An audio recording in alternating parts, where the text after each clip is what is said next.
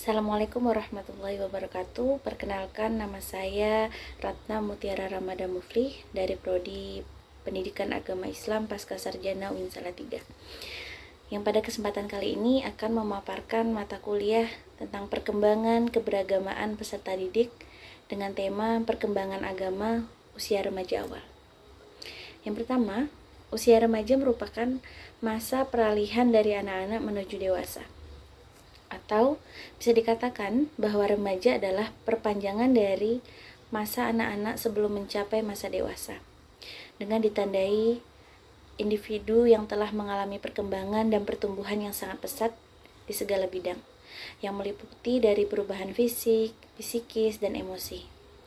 Perkembangan jiwa keagamaan di usia remaja sangat dipengaruhi oleh perkembangan jasmani dan rohani.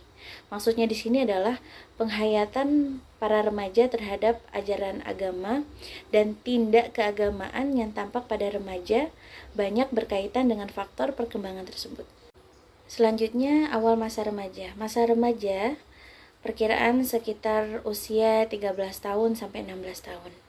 Sedangkan usia 17 sampai 18 tahun ini bisa dikatakan remaja akhir. Masa remaja disebut juga dengan periode peralihan, di mana mereka harus meninggalkan segala sesuatu yang bersifat kekanak-kanakan, serta mempelajari perilaku dan sikap baru menjadi dewasa. Mereka bukan lagi seorang anak dan juga bukan orang dewasa. Sifatnya, sebagian sudah tidak menunjukkan kekanak-kanaan, tetapi juga belum menunjukkan sifat sebagai orang dewasa.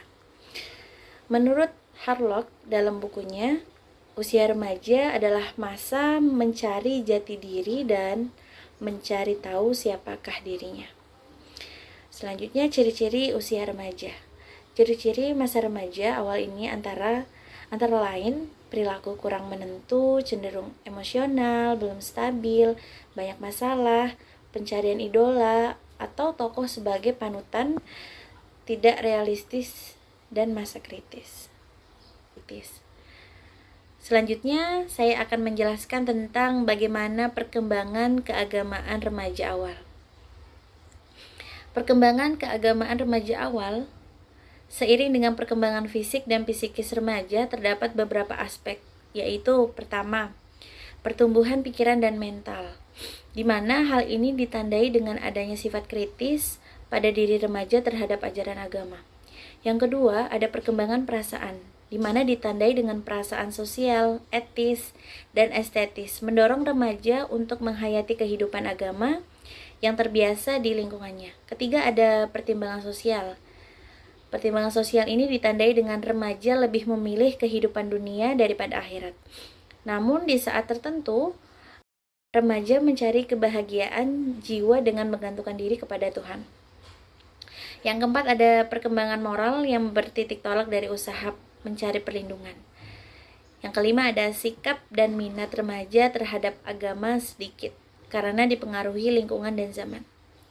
Selanjutnya, ada faktor-faktor yang mempengaruhi jiwa beragama pada remaja.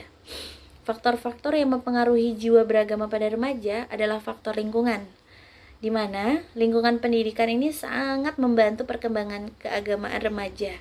Di antaranya, satu, ada pendidikan informal, ada formal, yang ketiga ada non-formal. Pendidikan formal ini biasanya yang ada di dalam keluarga, sedangkan formal ini yang biasa ada di sekolah, sedangkan yang non-formal ini biasa ada di lingkungan kita, masyarakat.